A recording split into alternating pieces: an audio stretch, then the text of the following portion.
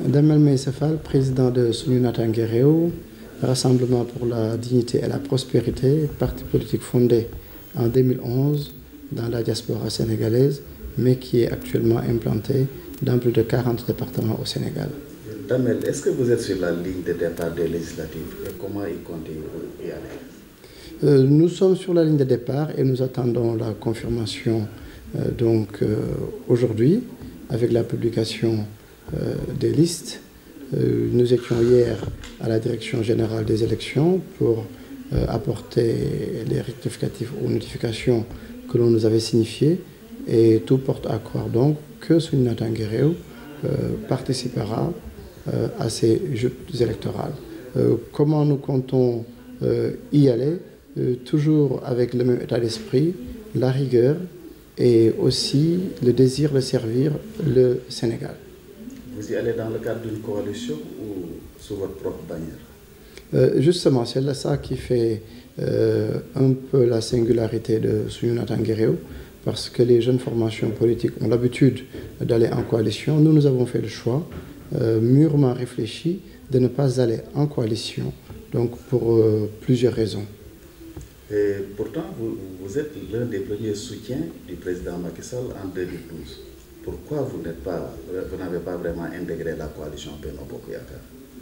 Alors simplement parce que même si nous avons soutenu le président de la République depuis 2012, ceux qui m'écoutent savent que je ne reconnais pas Benno Bokk Yakaar, non pas comme entité politique ou je ne sais pas, politique tout simplement, mais parce qu'il y a des composantes de Benno Bokk Yakaar qui pour nous sont le passé politique du Sénégal et le passé tout simplement. Non seulement ces entités sont le passé, mais en même temps sont le problème du Sénégal. Ces entités sont à la source de la situation que nous vivons actuellement. Donc nous sommes venus en politique justement pour apporter le renouveau, pour renouveler la pratique politique. Donc nous ne pouvons pas venir avec cette ambition-là et cheminer avec des personnes qui étaient là depuis les années 60. D'ailleurs, le fait d'être là depuis les années 60 ne pose pas en soi un problème. Le problème, c'est surtout par rapport aux actes que les uns et les autres ont posés, par rapport à la situation dans laquelle ils ont mis le Sénégal. Donc nous ne pouvons pas cheminer avec ces personnes-là. Premier soutien du président Macky Sall, ça, nous n'en doutons pas. Lui non plus, je ne pense pas qu'il en doute. Maintenant que nous ayons fait le choix de cheminer seuls pour ces législatives-là, je pense que les raisons de part et d'autre, on peut les trouver, mais en tout cas, Sunu Natangué Réew a surtout envie de porter son discours, de porter l'ambition qui est celle de la diaspora, donc d'apporter au Sénégal les ruptures dont il a besoin. Pas seulement la diaspora, mais également la jeunesse sénégalaise que nous avons rencontrée lors de nos différentes tournées. Et comment voyez-vous un peu le fonctionnement du pays actuellement? Sur le plan de la gestion du pouvoir. La gestion du pouvoir. D'une manière générale, quand cette question-là m'est posée, je ne réponds jamais directement par rapport à la gestion du pouvoir en tant que telle. Parce que la manière dont le pays est géré n'est que la conséquence de décennies, si je puis dire, d'incurie. Et surtout, aussi, c'est la conséquence de la structuration même de la société sénégalaise et de la famille sénégalaise. Donc on ne peut pas s'attendre à ce que le pays soit géré avec rigueur, que le pays soit géré avec intelligence si la société sénégalaise continue d'être ce qu'elle est. Mais il est évident que les politiques ont une très grande responsabilité parce que faisant partie des élites, c'est à eux aussi d'impulser le mouvement dont nous avons besoin pour que la société sénégalaise, dans sa globalité, change. Donc, ceci étant dit, si je reviens à la question elle-même, la gestion telle qu'elle est aujourd'hui, elle ne nous satisfait pas. Quand on prend le schéma politique, la transhumance qui était là depuis je ne sais pas combien d'années et que tout le monde décrit, et cette transhumance, elle est encore présente. L'arrogance chez les hommes politiques est encore là. Le vulgaire, le farfelu, le cinéma, tout est encore là. Donc, on ne peut pas être satisfait de cette situation-là. Et il est évident que les élites, les politiques et le gouvernement, ils ont une responsabilité par rapport à cette situation-là qui perdure. Les Sénégalais ont voté pour la rupture, nous voulons la rupture, et c'est ce que Soundiata Nguéréo souhaite pour le pays et travaille dans ce sens-là. Et en tant que, en cas de victoire, est-ce que vous avez des réformes à proposer en ce qui concerne, par exemple, la transhumance, etc.? Bien entendu, par rapport à ce que nous venons de dire, ce que nous proposons pour la transhumance, nous l'avons proposé depuis 2011, depuis que nous sommes rentrés en politique. Donc notre programme de 2012 est encore là. Et nous disions que par rapport à la transhumance, il suffit de voter tout simplement une loi qui pose un cadre très précis. À la sortie des élections, on sait que c'est en ce moment-là que les perdants ont tendance à aller rejoindre le gouvernement. À la veille des élections, on sait que c'est là où les opposants ont tendance à aller rejoindre le gouvernement.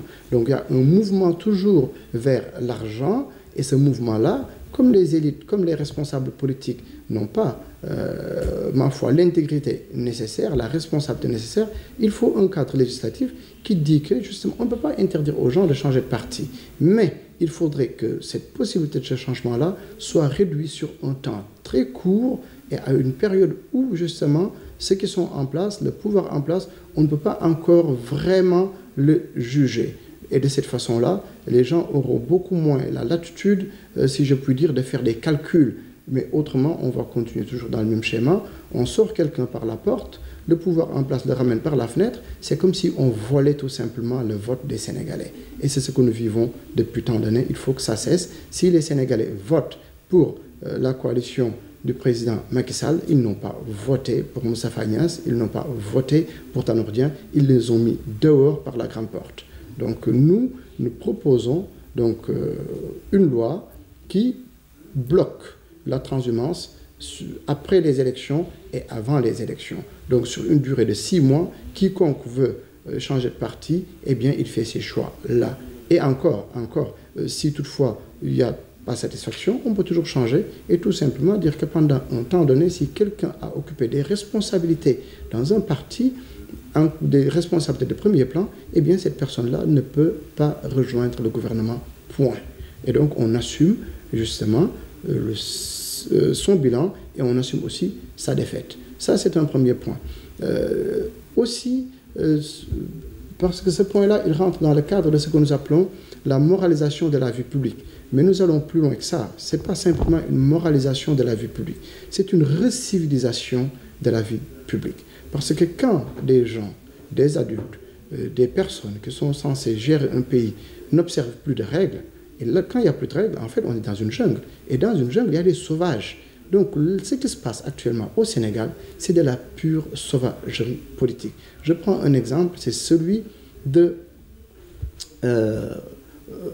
Ndéné Ndiaye.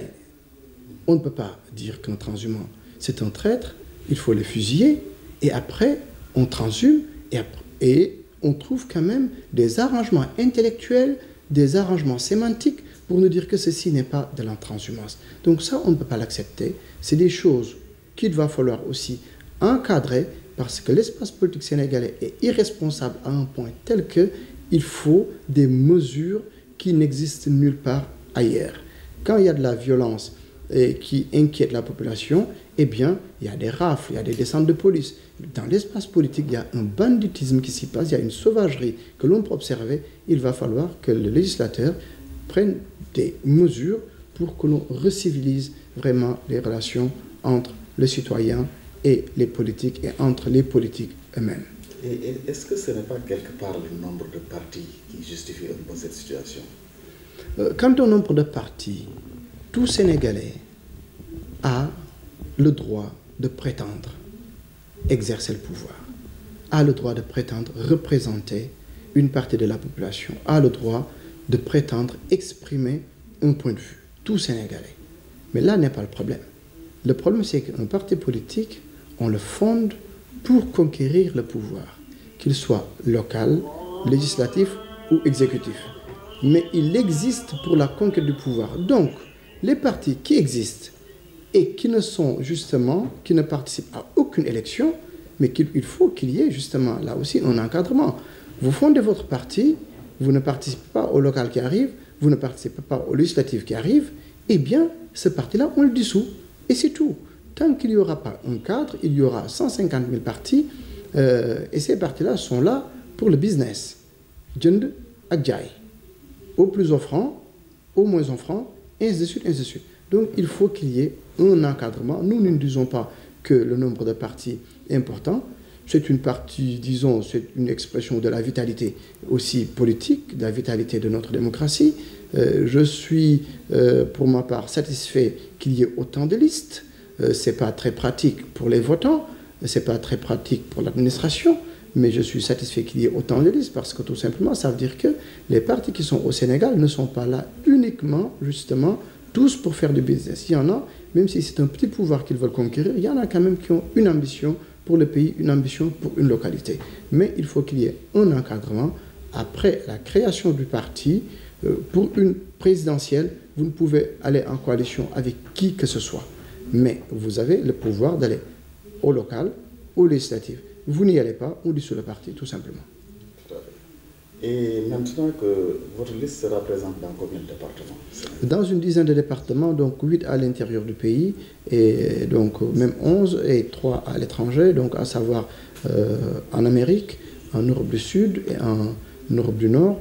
Au Sénégal, on aurait pu avoir même beaucoup plus de listes, même en Occident aussi, mais c'est un parti jeune, donc qui apprend, si je puis dire, le métier, et il y a des questions donc, de coordination qui se sont posées à un moment donné, mais le fait est que le parti est présent dans au moins 40 départements du Sénégal, comme il est présent jusqu'en Afrique du Sud. Mais cette expérience-là, c'est la première. Nous sommes satisfaits du travail que les équipes ont réalisé. On aurait pu faire mieux, en tout cas, en termes de présence, mais nous allons faire de notre mieux, de sorte à ce que, en tout cas, les départements où nous sommes présents, que cette présence-là soit vraiment une présence significative. Thiès est votre base effective. Est-ce que vous avez un peu estimé vos chances ici dans le département? Il y a Thiès, il y a également le département de Tivaouane, donc le Cayor naturel. Il y a aussi l'Europe du Sud aussi.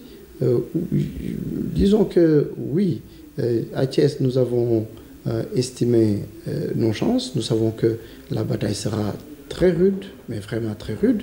Mais nous faisons un travail depuis au moins le mois de Ramadan de l'année dernière, un travail de proximité, sans tambour ni trompette. Nous n'avons fait aucune manifestation politique, en tout cas dont les Thiessois se souviennent, mais les Thiessois savent que nous les rencontrons chez eux, nous les rencontrons dans les marchés, nous les rencontrons dans les ateliers, dans la rue. Et donc tout ceci, c'est l'occasion de le capitaliser.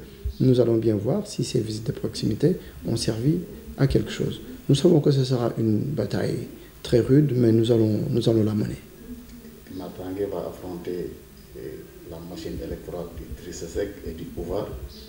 Ça, vraiment, c'est... Alors, c'est deux machines d'ailleurs qui travaillent très bien ensemble lorsqu'il s'agit de Soundiata Nguéréo, parce que je vais vous donner un exemple qui est très édifiant.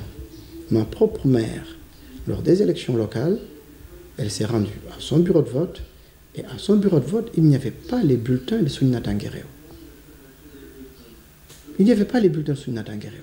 Et donc, ce qui était là naturellement, c'était le Réumi était présent dans les bureaux, l'APR, parce que l'APR aussi est ce qu'il est, n'est pas une petite, avec Benno Bokar, n'est pas une petite coalition.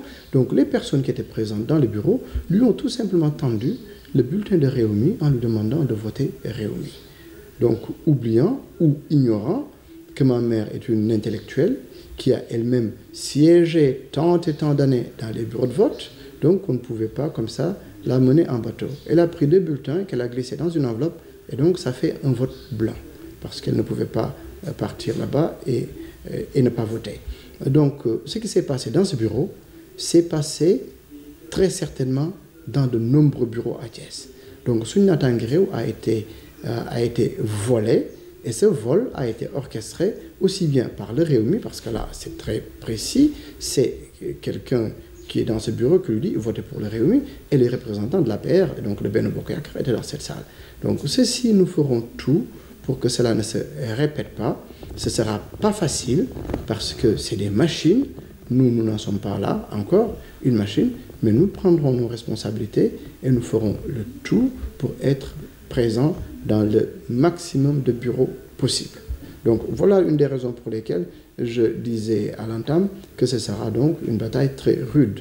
Parce que les règles, ce que je disais plus tôt, les règles ne sont pas respectées, chacun fait ce qu'il veut, on est dans une jungle, tout simplement.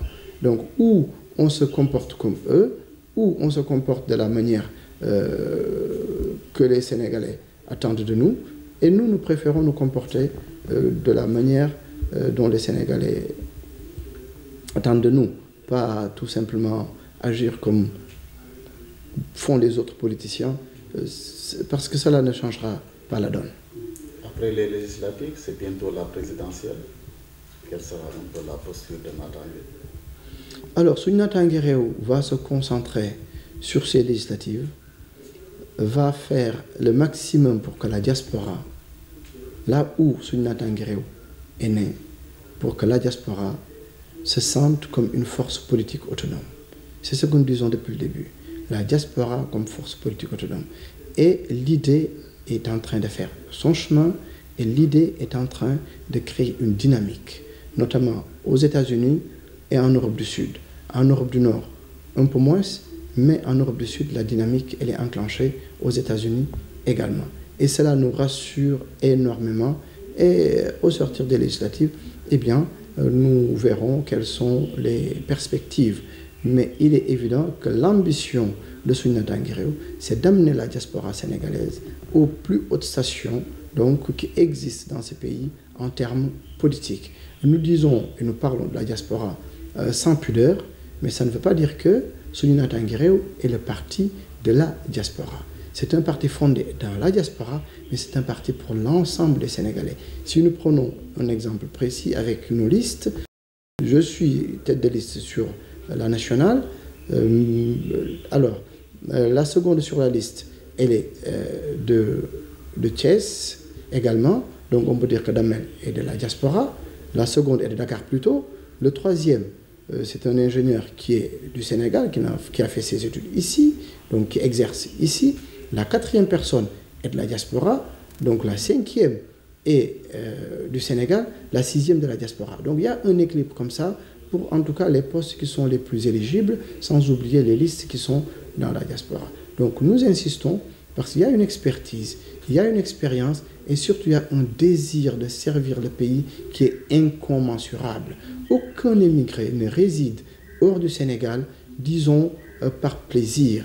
Bien sûr qu'il y a peut-être un faible pourcentage, mais le Sénégalais, il n'a de cesse de vouloir revenir servir le Sénégal. Et ces conditions-là, comme les gens ne veulent pas nous les créer, eh bien, avec la politique, nous avons la conviction que nous allons créer ces conditions.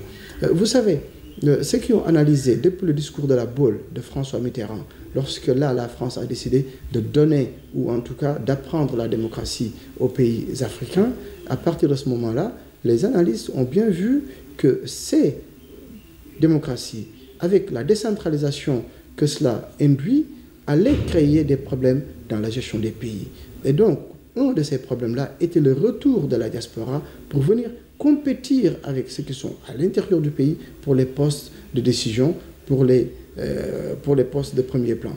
Et donc, cette compétition-là aura lieu à tous les niveaux, que ce soit dans la presse, que ce soit dans la médecine, que ce soit dans les armées. Partout, cette compétition-là aura lieu entre Sénégalais. Je ne dirais pas entre ceux qui viennent de la diaspora et ceux qui sont ici, mais entre Sénégalais, parce que les conditions d'épanouissement seront créées. Et là, on prendra les plus compétents. Et c'est tout. Mais les politiques ont compris que cette compétition-là, sans nul doute, ne va pas être en leur faveur, eux. C'est pour cette raison qu'ils font tout pour bloquer la diaspora hors du pays. Mais bloquer la diaspora hors du pays, c'est faire perdre au pays mais un potentiel énorme. Cette diaspora-là qui amène 1000 milliards par an. Mais 1000 milliards par an, si les conditions créées à l'intérieur du pays, mais ces 1000 milliards peuvent devenir 5000 milliards.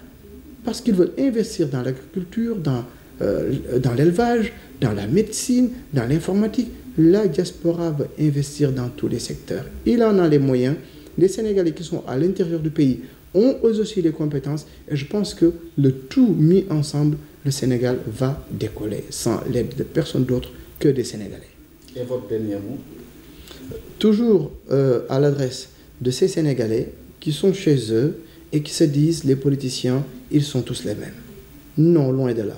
Les politiciens ne sont pas tous les mêmes.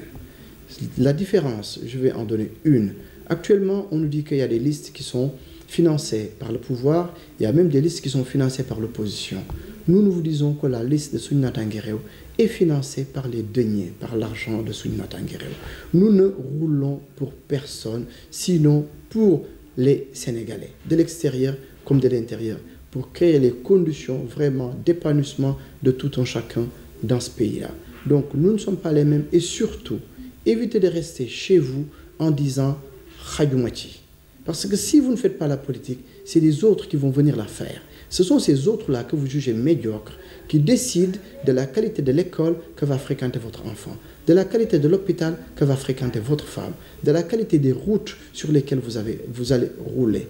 Donc Soundiata Nguéréo ouvre ses portes à tous ces Sénégalais intègres qui n'ont pas l'intention de piller le pays et qui ont envie de cheminer avec des politiciens qui n'ont rien à se reprocher. Notre liste s'appelle la vraie rupture. Si nous avons rajouté le qualificatif vrai, c'est pour sortir justement de ces slogans, la rupture, la rupture. Nous voulons la vraie rupture. Et cette vraie rupture se fera avec ces Sénégalais-là qui ont les mains propres. Et donc nous les invitons à venir nous rejoindre. Très bien. On passe à la